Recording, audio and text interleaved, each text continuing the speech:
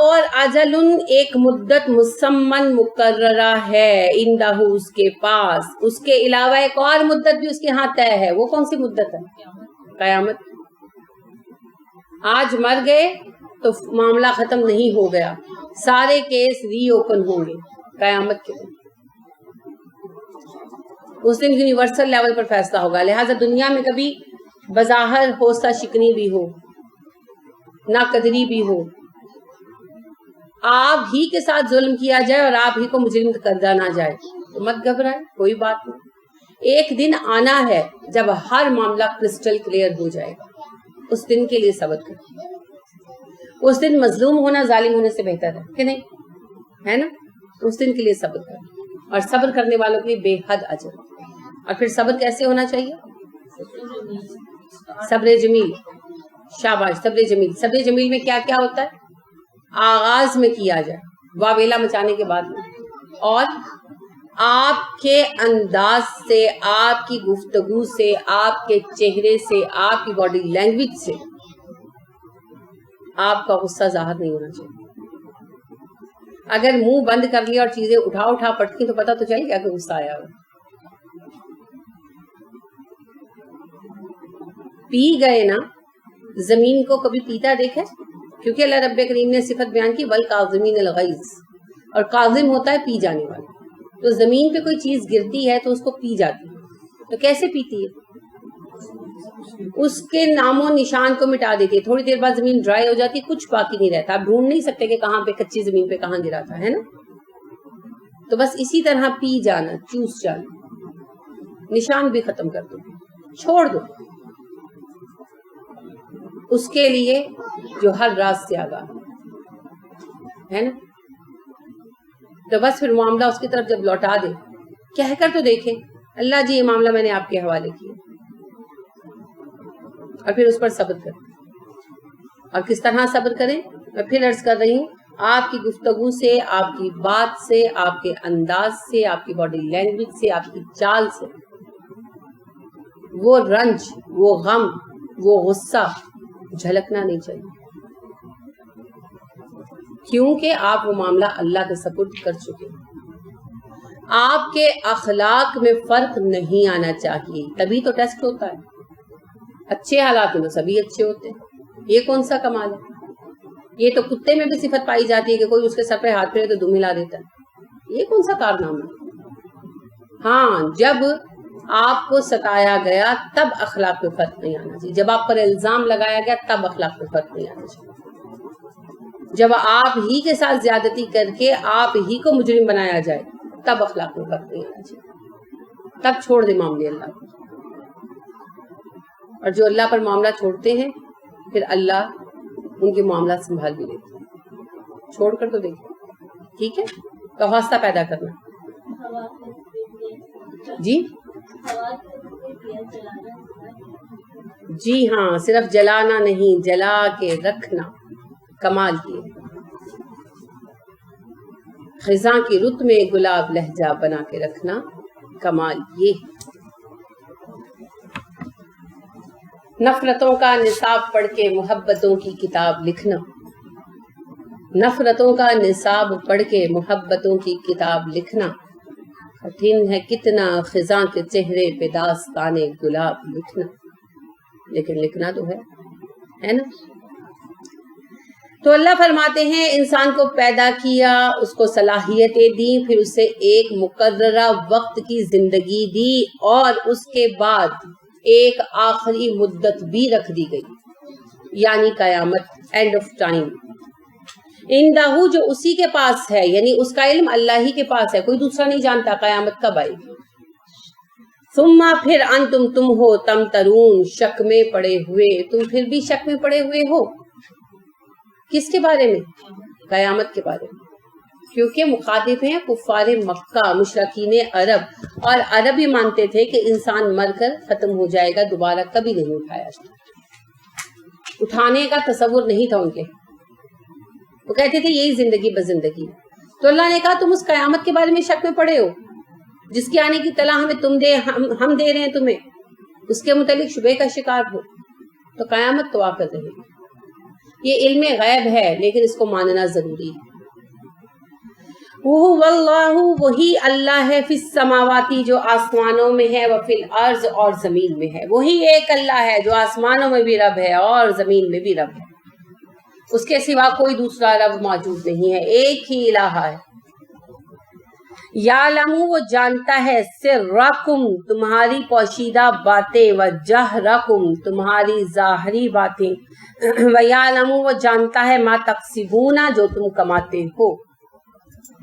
وہ جانتا ہے, علم رکھتا ہے, بے خبر رب نہیں ہے. یہ تصور مٹا دے کہ فرشتے جا کر اللہ کو بتاتے ہیں تو اللہ کو پتا چلتا ہے. اللہ کو خود پتا ہے, وہ ہمارے حال پر حاضر و ناظر ہے, شاہد ہے. وہ ہمیں ایسے دیکھتا ہے جیسے ہم ہتھیلی پر پڑے رائی کے دانوں کو دیکھتے ہیں. تو کوئی چھپ نہیں نہ سکتا ہم سے, اللہ سے ہم میں سے کوئی چھپ نہیں سکتا. کوئی اس وقت بھی دیکھ رہا ہے کیونکہ نہ اسے نیند آتی ہے نہ اسے اونگ آتی ہے, نہ وہ تھکتا ہے نہ وہ بیزار ہوتا ہے, اور وقت اس کے لیے ہے ہی نہیں. ٹائم اینڈ اسپیس, زمان اور مکان, یہ بھی مخلوق ہیں. خالق کون ہے؟ اللہ کریم. تو یہ مخلوق متاثر کسے کرتی ہے؟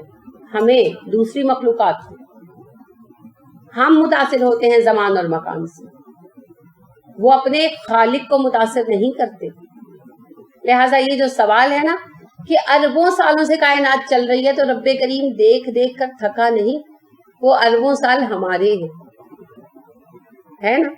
کیونکہ اللہ نے کیا کہا, 50,000 سالہ زمانہ ہوتا ہے تمہارے یہاں کا اور ہمارا ایک دن ہوتا ہے, کہا نا.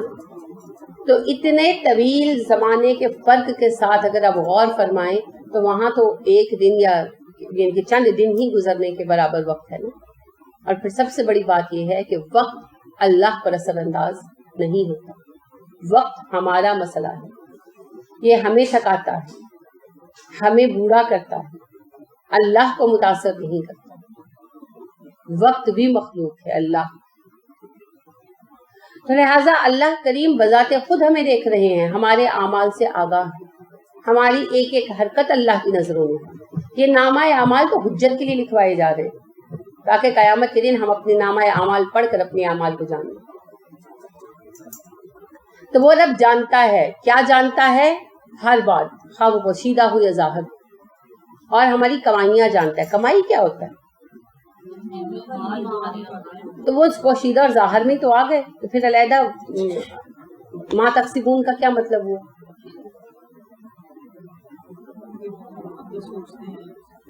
نیتیں بھی جانتا ہے. میں یہاں پڑھا رہی ہوں, آپ دیکھ رہے ہیں. اگر میں فلم دیکھوں یا گانا سنوں تو بھی آپ دیکھ لیں گے, ہے نا. یا میں چھپ کر دیکھ لوں خدا نخواستہ, تو چلیں وہ گناہ چھپ کر لیا, یہ اعلانیہ پڑھا لیا. لیکن پڑھاتے وقت میری نیت کیا ہے, میرا مقصد کیا ہے, میں چاہتی کیا ہوں, آپ نہیں جانتے. اور پڑھنے کے لیے آپ آئے ہیں, مجھے پتا ہے آپ پڑھنے آئے ہیں, لیکن آپ کیوں پڑھنے آئے ہیں؟ آپ کے دل کے اندر نیت کیا؟ ہو سکتا ہے آپ کسی کو نیچا دکھانا چاہتے ہیں, ہو سکتا ہے کسی کی بولتی بند کرنا چاہتے ہیں, کوئی اور مقصد بھی ہو سکتا ہے, مجھے کیا پتا. تو وہ جو دل کے اندر کی کمائی ہے. ورنہ تو آپ کو پتا ہے نا, شیطان بھی بڑا عبادت گزار تھا, اتنی عبادتیں کرتا تھا کہ فرشتے بھی کہتے تھے بڑا عبادت گزار ہے. لیکن عبادت کے پیچھے مقصد تھا, وہ مقصد صرف اللہ جانتا. اسی مقصد کو کھول دینے کے لیے اللہ کریم نے سجدہ بھی کروایا کہ ذرا یہ منافقت تو باہر آئے. تو آپ دیکھیے کہ کمائی ہے دل کی نیت. تو دل کی یہ نیت کیا ہے وہ بھی جانتا ہے, کیونکہ اللہ آدمی اور اس کے دل کے درمیان حائل ہے. تو جب تک کوئی خیال دل تک پہنچتا ہے اللہ سے ہو کر پہنچتا ہے, وہ جانتا ہے. اسی لیے تو اللہ فرماتے ہیں, سورہ بقرہ میں آیت الکرسی پڑھتے ہیں آپ, ہے نا. تو اللہ فرماتے ہیں وما یشفعوا عندہ الا بإذنہ, کوئی نہیں ہے جو اس کے سامنے اس کی اجازت کے بغیر سفارش کر سکے علامہ مراغی کہتے ہیں اس پر بڑی خوبصورت بات فرماتے ہیں، مصری عالم ہے مشہور علامہ مراغی، وہ کہتے ہیں کہ یہ جو اللہ نے کہا نا اجازت لو اور سفارش کرو، اسی لیے کہا کہ جسے ہم نیک سمجھتے ہیں اور اس کو جنت کا حقدار اپنی طرف سے خیال کرتے ہیں، اس کے دل میں کیا ہے یہ راز صرف اللہ جانتا ہے۔ تو نیتوں کے بنا پر جنتوں کے فیصلے ہوئے، انما الاعمال بالنیات، اور نیت کے خالص ہونے کی وجہ سے چھوٹے عمل بڑے ہو جائیں گے اور ناخالص نیت کی وجہ سے بڑے عمل ضائع ہو جائیں گے۔ جیسے عبداللہ بن ابی ایمان بھی لایا، رسول اکرم صلی اللہ علیہ وسلم کے ساتھ جہادوں میں شریک ہوا، آپ صلی اللہ علیہ وسلم کے ساتھ نمازوں میں شریک ہوا، آپ صلی اللہ علیہ وسلم کے ہاتھ میں صدقات بھی دیتا رہا، اور پھر بھی کنفرم جہنم میں۔ حالانکہ ایک صحابی کے ایک دن کے عمل کو بیچ نہیں کر سکتے ہم اپنی پوری زندگی کے اعمال کی بنا پر، کیونکہ انہوں نے رسول اکرم صلی اللہ علیہ وسلم کے حکم پر جو کام کیا اس کے اجر کو ہم غیر صحابی پہنچ ہی نہیں سکتے، ممکن ہی نہیں ہے۔ تو علماء کہتے ہیں کہ اگر کوئی اتنے روزے رکھے نا کہ سوکھ کر کانٹا ہو جائے، اور اتنی عبادت کرے کہ کھڑے ہوتے رہنے سے اس کے پاؤں جو ہیں بیکار ہو جائیں، نماز میں اتنا کھڑا رہے، تب بھی وہ ایک دن کے ایک اس کام کا بدلہ نہیں پا سکتا جتنا ایک صحابی نے اللہ کے نبی صلی اللہ علیہ وسلم کے کہنے سے کوئی کام کیا، تو اس کی پوری زندگی کی عبادت اور صحابی کے اس فعل کو برابر نہیں کیا جا سکتا۔ تو صحابیت بھی پائی نا، اسلام قبول کیوں کر لیا، اور پھر منافقت کی وجہ سے سب کچھ ضائع۔ وہ اللہ کہتے ہیں نا اس عورت کی طرح مت ہو جانا جو پہلے سوت کاٹتی ہے مضبوط اور پھر سے ٹکڑے ٹکڑے کرتی ہے۔ تو یہ بہت بڑا مسئلہ ہے، یہ ہے نیت، ارادہ، اور انسان اپنے ارادے کے ساتھ۔ تو پھر خلوص نیت کے لیے دعا مانگنی چاہیے، کیونکہ خلوص نیت بھی اللہ عطا فرماتے ہیں، وما توفیق الا باللہ، توفیق بس اللہ کی طرف سے ہے۔ تو کیا دعا پڑھنی چاہیے پھر؟ فوراً بتایا کریں، اتنا سوچنے کی کیا بات ہے، یاد کی ہوئی ہے آپ نے؟ کی ہوئی ہے؟ جی جی نہیں،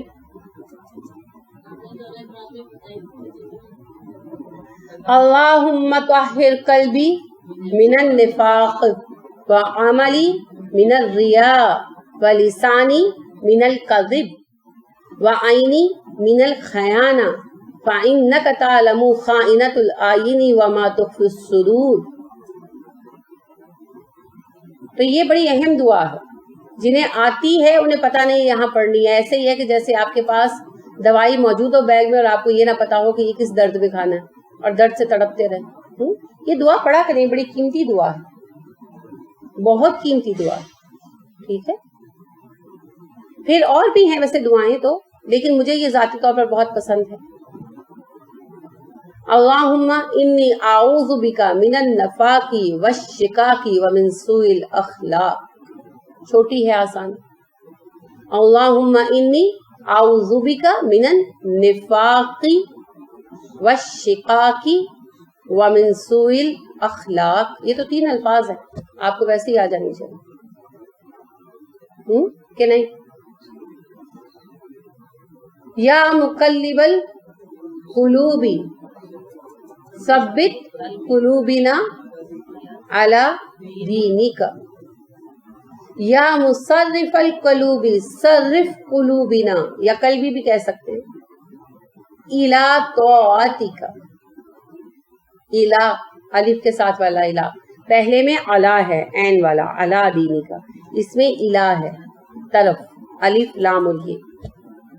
یا مصرف القلوبی، اے دلوں کو پھیرنے والے، صرف قلوبنا، ہمارے دلوں کو پھیر دے، الی طاعتک، اپنی اطاعت کی طرف۔ یہ دعائیں مانگا کرے، دعائیں بڑی قوت رکھتی ہیں، دعا سے نہیں کھاتے، دعا تقدیر بدل سکتی۔ تو اللہ جانتا ہے ہمارے اعمال ہاں پوشیدہ ہو یا ظاہر ہو، اور اعمال تو فرشتے بھی لکھ لیتے ہیں، لیکن نیت فرشتے نہیں جانتے۔ نیت بس وہ رب جانتی ہے، تو وہ دلوں کے حال سے واقف ہے، لہذا قیامت کے دن اس کے فیصلے اٹل ہوں۔ وما نہیں تاتیہم آتی ان کے پاس، ہم دیکھیں ضمیر ہے اور تاتی فعل ہے، تاتیہم ان کے پاس آتی، من آیاتن کوئی نشانی، من آیاتی نشانیوں میں سے، ربہم ان کے رب کی، اللہ مگر کانو وہ ہیں، انہا اس سے موریزین اعراض برتنے والے، ان کے پاس ان کے رب کی طرف سے جو بھی نشانی آتی ہے وہ اس سے منہ پھیر لیتے۔ کون؟ کفار مکہ۔ کیا نشانیاں آ رہی تھی؟ قرآن کی آیات، ہر آیت میں ان کے کسی نہ کسی سوال کا جواب تھا، مگر اللہ فرماتے ہیں جب بھی ہم اپنی آیت بھیجتے ہیں ان کے سوال کا جواب دیتے ہیں، یہ قبول کرنے کی بجائے لاجواب ہونے کے باوجود منہ پھیر لیتے ہیں، اعراض برتتے ہیں۔ فقط بلا شک و شبہ کذبوا انہوں نے جھٹلایا،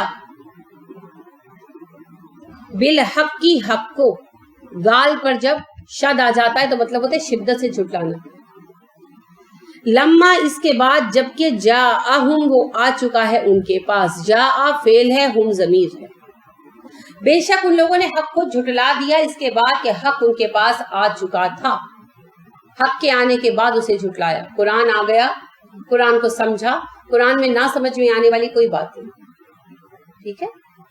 اللہ رب کریم بات ارشاد فرماتے ہیں نا، لقد یسرنا القرآن للذکر فہل من مدکر، ہم نے قرآن کو نصیحت کے لیے آسان کر دیا، تو کوئی ہے جو نصیحت قبول کرے؟ تو نصیحت کے لیے، تذکیر کے لیے صرف دو چیزیں چاہیے، ایک آپ اپنے آپ کو قرآن کی ہدایت کے لیے کھول لیں، جو ایک خاندانی کفر لگے ہوئے ہیں، نسل پرستی ہے، تعصب ہے، قوم پرستی ہے، وہ چھوڑ دیں اور دل کو صاف کر لیں، قرآن کے لیے آمادہ ہو جائیں کہ قرآن کی بات آ جائے گی تو میں نے مان لینی، چاہے وہ میرے خلاف ہو، چاہے میرے ماں باپ کے خلاف ہو، چاہے میرے خاندان کے خلاف ہو، آئی ڈونٹ کیئر، ایک۔ اور دوسرا اتنی عربی آنا کہ آپ قرآن کو سمجھ سکیں، یعنی تھوڑا وہ ترجمے سے دیکھ لیا لیکن قرآن کو سمجھ سکیں، کیونکہ جب آپ پڑھتے نا ایک آیت پڑھی پھر اس کا ترجمہ پڑھا پھر اس کی تشریح پڑھی تو سارا ربط ٹوٹ جاتا ہے، اور تشریح مطلوب بھی نہیں ہے تذکیر کے لیے، یاد رکھیے گا، تشریح تذکیر کے لیے مطلوب نہیں ہے، تذکیر تو براہ راست قرآن سے نصیحت پانا ہے، اور عربوں میں یہ دونوں خوبیاں موجود تھیں، یعنی وہ زبان کو براہ راست سمجھ سکتے تھے، اور دوسری جو چیز پیدا کرنی تھی وہ تو خود پیدا کرنی تھی کہ اپنے والدین کو اور آبا پرستی کو چھوڑ کر قرآن پرستی کرتے، قرآن کو مان لیتے، اپنا لیتے، وہ انہوں نے نہیں کیا، ان کی بس کی بات تھی، اور ان کی زبان میں اترا تھا قرآن، لہٰذا وہ براہ راست قرآن کے مطالب و مفاہیم سمجھ رہے تھے، تبھی تو آپ دیکھیں عمر فاروق رضی اللہ عنہ نے ایک دفعہ توجہ سے سنا اور مسلمان ہو گئے۔ تو ہمیں اس کے لیے تھوڑی سی محنت کرنی پڑتی ہے، تھوڑی سی محنت۔ اب آپ نے سورہ بقرہ ماشاءاللہ پڑھی، اس کے ٹیسٹ بھی دیے، تو اب آپ دیکھیے کہ آپ کو قرآن آسان ہوا کہ نہیں، سوائے اس کے کہ کوئی آیت ایسی ہو جو یوں تو کوئی لفظ جو آپ کو نہ آتا ہو، باقی آپ کو قرآن خود ہی مطلب آ جاتا ہے، آپ سنتے بھی ہیں تو سمجھ آ جاتا ہے۔ بس اتنی ہی محنت ہے کہ سورہ بقرہ کسی کے پاس اچھے طریقے سے پڑھ لیں، ترجمہ اس کا، پھر آپ دیکھیں اللہ کا فضل اور قرآن کا مزہ۔ تو یہ دو صلاحیتیں ہوں تو تذکیر ہو سکتی ہے۔ تذکیر سے آگے ہے تدبر، تدبر پھر گہرائی میں جانا، وہ ہر بندے کے لیے ضروری نہیں ہے، ہر بندے کے لیے ضروری ہے تذکیر، اپنی ذات کی اصلاح کے لیے یاد دہانی پانا، تو وہ آپ بآسانی پا سکتے ہیں جب آپ اتنی قابلیت ہو جائے، ٹھیک ہے۔ تو اسی لیے اللہ نے فرمایا کہ جب بھی ان کے پاس کوئی اللہ کی طرف سے آیت آتی ہے، کوئی ذکر آتا ہے، یہ اس سے منہ پھیر لیتے ہیں، کیونکہ یہ بخوبی سمجھتے تھے۔ منہ کیوں پھیرتے تھے؟ آبا پرستی کی وجہ سے، تعصب کی وجہ سے۔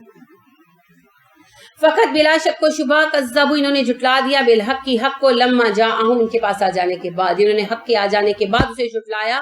فسوف ان قریب یاتیہم آئیں گی ان کے پاس، انباء خبریں، ما کانوا اس کی جو تھے، بھی ساتھ اس کے، یستہزئون مذاق اڑاتے، ان قریب ان کے پاس اس چیز کی خبریں آ جائیں گی جس کا یہ مذاق اڑایا کرتے ہیں۔ کون سی بات؟ اسلام کا عروج، کیونکہ اللہ آغاز سے بار بار کہہ رہے تھے نا، ہم نے رسول بھیجا ہے تاکہ اس سارے دینوں پر اسلام کو غالب کرتے۔ اللہ مسلمانوں کو بار بار یہ بھی کہہ رہے تھے کہ غلبہ پاؤ گے تم لوگ۔ تو اب آپ حالات دیکھیے نبوت کا 12واں سال تھا، ابھی تک کہیں اسلام کو ایک طاقت کی حیثیت سے جگہ نہیں ملی تھی. ٹاواں ٹاواں ہر قبیلے میں لوگ تھے جو مسلمان ہوئے تھے اور ان کی زندگی اجیرن کر دی گئی تھی، بے گھر بے در بے سر و سامان تھے بیچارے. خود رسول اکرم صلی اللہ علیہ وسلم کی زندگی ہر وقت خطرے میں تھی. ان حالات میں اسلام کے بارے میں رب تعالیٰ کا دعویٰ تھا یہ غالب آئے گا، یہ پوری دنیا پر راج کرے گا.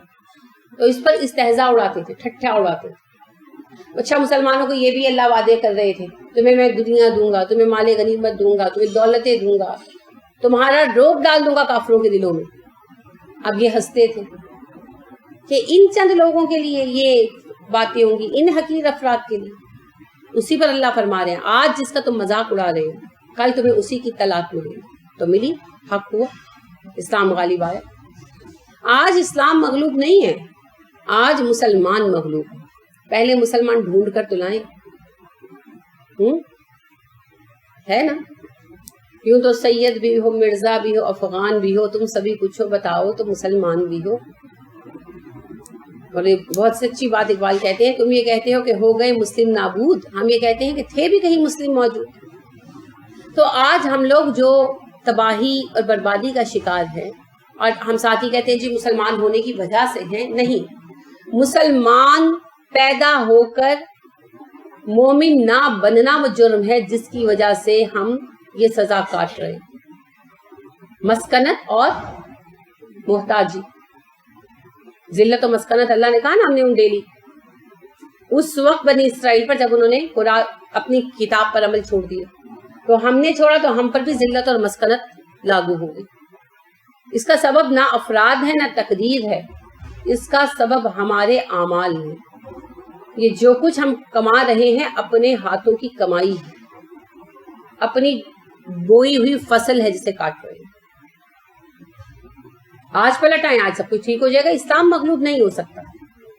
ہاں ہم من حیث القوم مغلوب ہیں کیونکہ ہم نے اسلام کو چھوڑ دیا. تو پھر کیا ہوا؟ دھوبی کا کتا نہ گھر کا نہ گھاٹ کا، ہے نا. تو ہم نہ مسلمان بن سکے، نہ دنیا دار بن سکے، نہ ادھر ترقی پا سکے نہ ادھر ترقی پا سکے. تو نہ خدا ہی ملا، نہ وصال صنم، نہ ادھر کے رہے نہ ادھر کے رہے. لہٰذا یونی ڈائریکشنل ہونا پڑے گا، مسلم حنیف بننا پڑے گا، تب کامیابی حاصل. لہٰذا اللہ فرماتے ہیں جس بات کا تم مذاق اڑاتے ہو کہ دین غالب ہوگا، مسلمان غالب ہوں گے، عنقریب تم اس کی خبریں پاؤ گے. علم کیا نہیں یرو، انہوں نے دیکھا کم کتنی ہی اہلکنا تباہ کر دی ہم نے، من قبلہم ان سے پہلے، من قرن قومیں، مکناہم بسایا تھا ہم نے ان کو، فی الارض زمین میں، ما جو لم نہیں نمکن ہم نے بسایا لکم تمہیں، ہم نے جیسا انہیں زمین میں آباد کیا تھا تمہیں ویسا آباد نہیں کیا. عرب کیا تھے؟ خانہ بدوش افراد، صحرا میں رہنے والے. اس وقت کی دنیا ان سے بہت زیادہ متمدن تھی. روم کو دیکھیں، ایران کو دیکھیں، مصر کو دیکھیں، ہندوستان کو دیکھیں، ان سے بہت زیادہ آباد تھے، بہت زیادہ متمدن تھے، مہذب تھے. ان کو تو وحشی سمجھا جاتا تھا، ان پڑھ جاہل گوار سمجھا جاتا تھا. جیسے آج آپ خانہ بدوشیوں کو سمجھتے ہیں، کیا سمجھتے ہیں؟ ان پڑھ جاہل لوگ. تو ان کو بھی سمجھا جاتا تھا. تو اللہ نے کہا تمہیں کیا اقتدار ملا ہے جو ہم نے تم سے پہلوں کو دیا تھا. یہ تو حال والوں کی میں نے بات کی نا، ان سے پہلے جو قومیں گزری، قوم عاد و سمود دیکھے، قوم فرعون دیکھے، اور اس کے علاوہ کتنی ہی قومیں ہیں جن کے آثار مل رہے ہیں اور حیرت انگیز حد تک مل رہے ہیں. میں نے آپ سے عرض کیا تھا نا، قوم سبا یمن وادی جو قوم ہے اس کا شہر کے کھنڈرات دریافت ہو گئے ہیں. تو اس کا جو ہے وہ انہوں نے ماڈل بنایا، کھنڈرات کی بنا پر نا ماڈل بنایا، اور اس کا پھر ایریل ویو لیا. تو ایریل ویو میں وہ دیکھ رہی تھی اس قدر ویل پلانڈ سٹی ہے، اور جیسا کہ اللہ کریم نے فرمایا کہ ہم نے ان کو ایک شمالی باغ دیا تھا، ایک جنوبی باغ دیا تھا، تو اسی قسم کا کہ انہوں نے شہر کو باقاعدہ 2 حصوں میں بانٹا ہوا تھا، بیچ میں سے باغ گزر رہا ہے پورا. اور پھر انہوں نے علیحدہ جو ہے وہ اپنی اسٹیبل وغیرہ بھی رکھے ہوئے تھے، یہ استبل وغیرہ. یعنی بڑا آرگنائزڈ شہر تھا. اور آپ دیکھیں کتنے ہزاروں سال پرانی بات.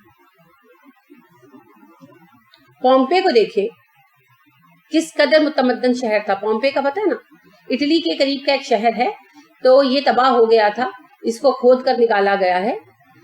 یہاں آتش فشاں پھٹا تھا, تو آتش فشاں کا وہ جو لاوا گزرا تو چیزیں اور انسان ویسے ہی وہ اس لاوے کے اندر جم گئے نا.